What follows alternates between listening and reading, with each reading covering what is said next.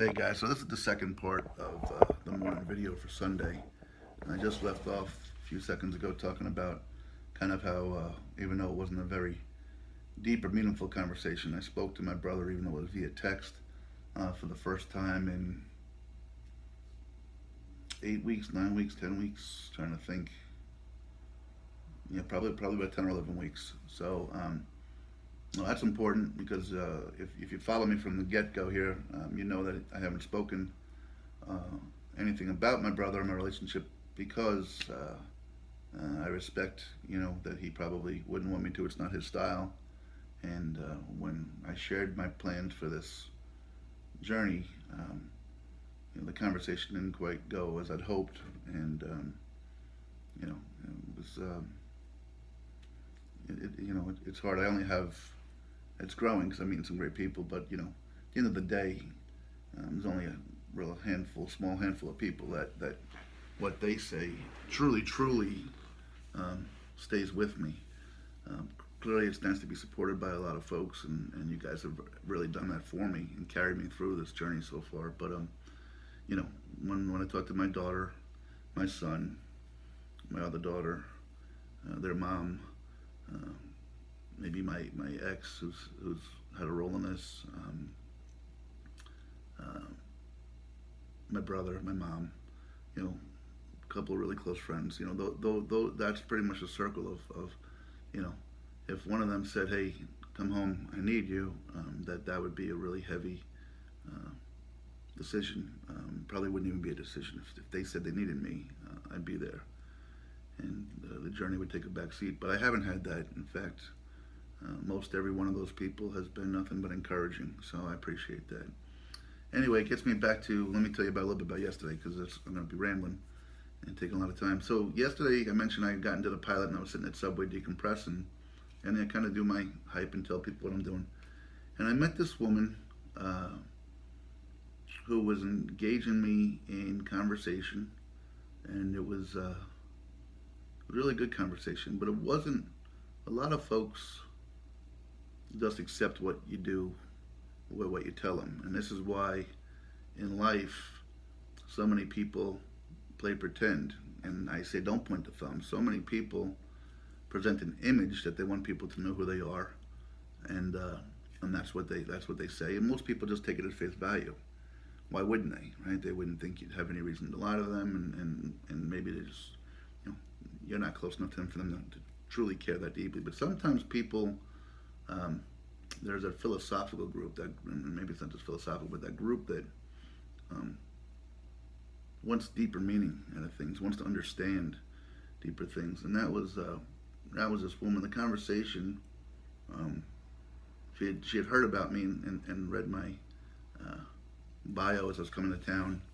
She knew of me, and we spoke. And one of the things she said, and this is really important for me to get out there, so I hope you guys are still listening to me right now, because one of the things she said is, I'm kind of unclear, on your message and what message you're trying to send. I think she says, like, what's your mission statement? I think a lot of things are more successful when they have a particular mission statement.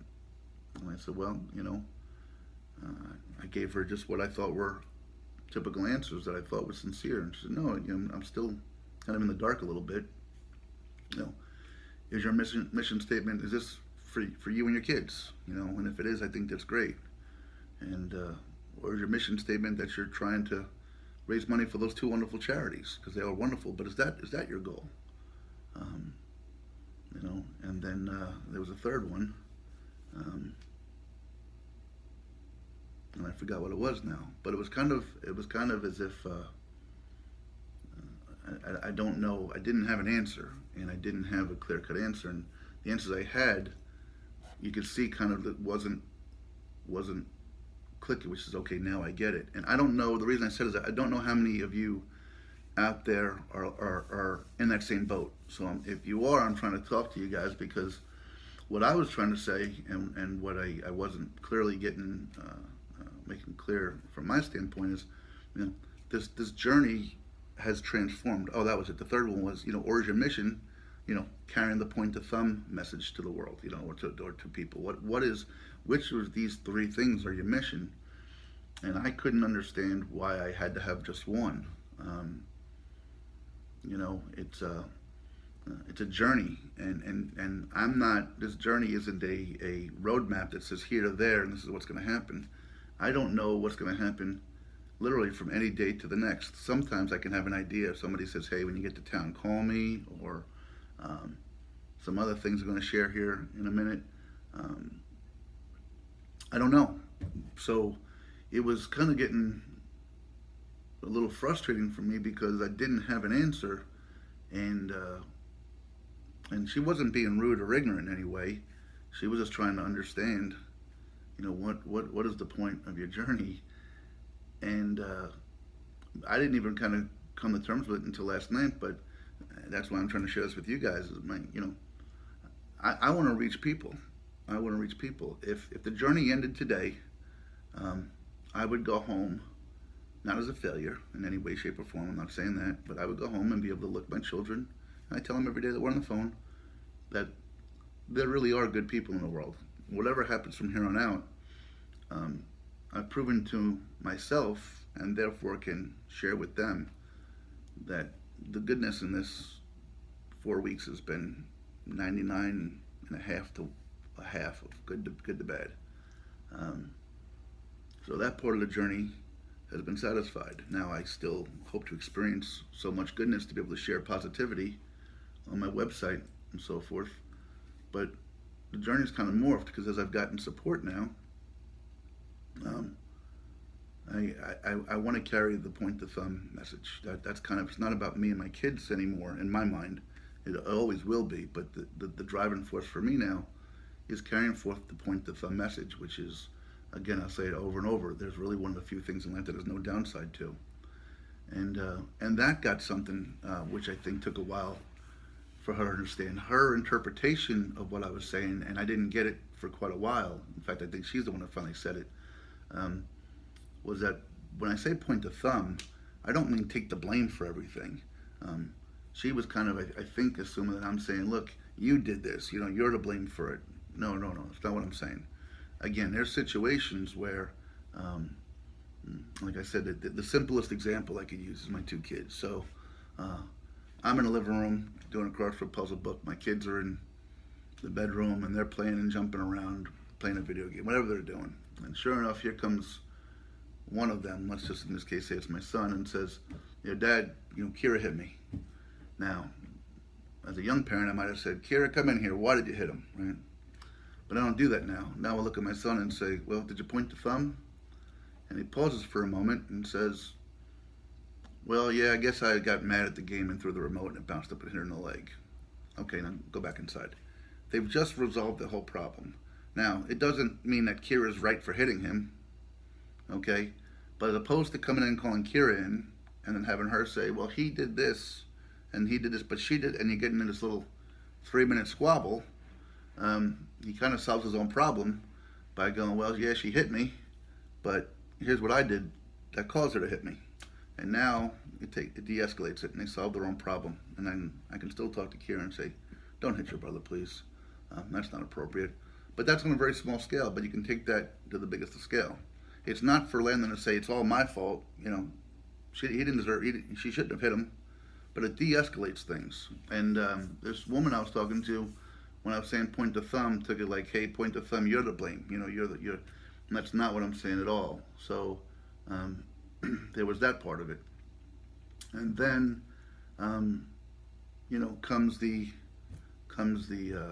charities. You know, as I was trying to explain, because you know, she pointed out a couple of times I only have like 12 or 1300 followers, and that's not anything. I'm not some celebrity or anything like that. And she used that term because I use that term. I kind of said, look, you know, whatever little bit of celebrity I have from being in the news and things like that, why can't I take advantage of it to do good with this, right? Those are two charities that are very important to me. And as I said, if I only, and the way I explained it to her was, if I only had 20 friends on my previous Facebook page and said, hey guys, could we donate to St. Jude's or the DAV? You know, we might get, you know, $50, $100. But if I've got 1,000 people out there, maybe we can do more. Why can't I do more good with this? So, and who knows how many followers on the Facebook page we'll have by the time I'm done with this. So, my point with this part of the story, because I'm probably going to run into a third one here this morning, which I'm not apologizing for. It's Sunday, you guys are off today. A lot of you are. Take your time. Um, but what I really kind of came down to is you know, I want to touch as many people as possible, and I want to appeal to as many people as possible. I'm just a guy walking. I don't claim to be anything more, anything less. I'm passionate about the things I care about, which is usually my family, my friends. I'm passionate about trying to change the world with my one little bucket. I'm passionate about carrying the point of thumb message. I'm passionate about trying to do as much good as possible for as many charities as possible, but in particular, those are the two that mean the most to me. Um, so as I kind of want to sum this up, I just want to reach as many people as possible. So if people hear my story and the part that touches them and they say, wow, he's doing this to redeem his faith in humanity for him and his kids, that's great. I want to follow him. That means something to me. Then we've got that going on. If somebody else hears it and their biggest takeaway from it is, wow, this guy, really wants to help these two charities out, and that's an amazing thing, and he's, walking across the country and meeting people to do so, and that I think that's great. Let me follow him because I think that's a great thing. Then, so be it. That's what it is. And then lastly, again, as I touch folks and talk to folks about pointing the thumb, people go, you know what? That pointing the thumb thing makes a lot of sense. I could see where applying that in my family and my professional life would really help me from time to time. You know what? I really like that message. I want to follow him. Whatever it is that brings you to me, then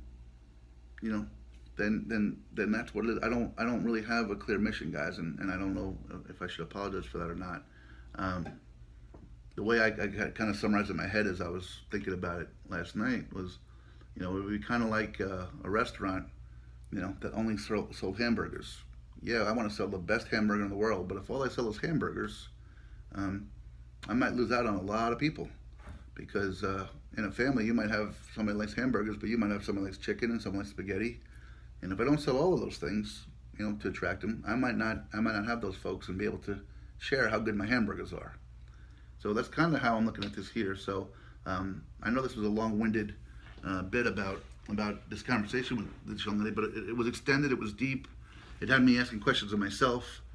So I always say, I know what I intend to come across. That perceptions is everything. If somebody, and I'm sure she's not the only one, if she voiced it, then I'm sure there are plenty of others out there that kind of maybe unclear about why I'm doing what I'm doing or what message I'm really asking for. So truth is, I'm a little bit unclear, but I wanted to kind of try to talk about it today if I could. So I do want to talk about my evening with Brian and some really pointed things with that. And I'll wrap this up and continue with part 3 here in a moment. So hang on tight, guys.